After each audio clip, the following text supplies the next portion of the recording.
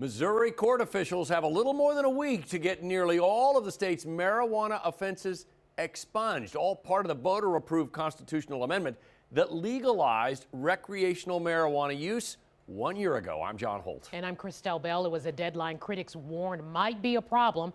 Fox 4's Kevin Berry is here tonight after finding out why that deadline won't be met. Kev? Christelle and John, it's not even going to be close. But one of the people who helped lead the charge to legalize marijuana and get those cases expunged tells me that this was what he expected when voters amended Article 14 of the Missouri Constitution. We're not surprised that they have not been able to meet the deadlines that were set out in Article 14. But those are intended primarily to motivate the courts, the court clerks in particular, to get started, and indeed they have. That's why Dan Viets from the National Organization for the Reform of Marijuana Law says he's happy with the more than 97,000 cases that have been expunged across Missouri.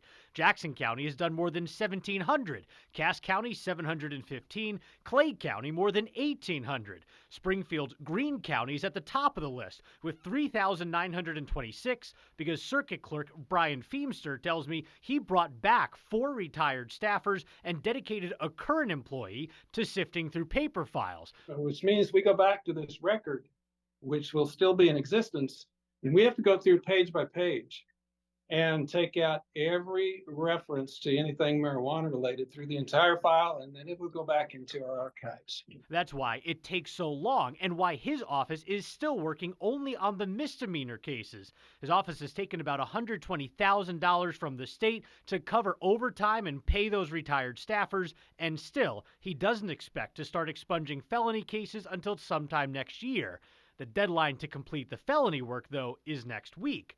So attorney Justin Ortiz says people who have convictions should be checking in. Reality is that people are just going to have to be conscious of what their history is and stay on top of figuring out whether or not it's been expunged and doing the legwork themselves to kind of stay on top of things. Especially if their conviction is from years ago. Circuit clerks are supposed to notify people that their case has been expunged, but if they don't have updated contact information, that can be hard to do. There's a lot more on the line for some people than there are others. So working for you tonight, here are some tips for what you can do to make sure your case is expunged. First, call the circuit clerk where you pleaded guilty or where you were convicted. See if there's any record of your conviction still. Some offices might start working on your case right away, even if they haven't already, if you call in and just tell them about it.